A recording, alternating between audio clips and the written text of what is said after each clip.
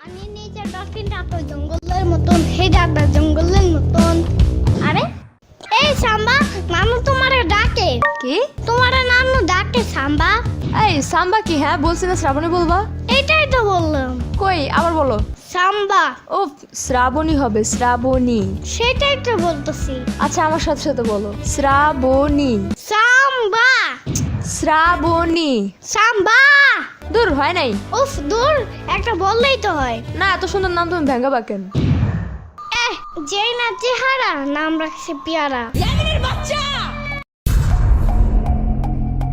একটা শব্দ করবা না।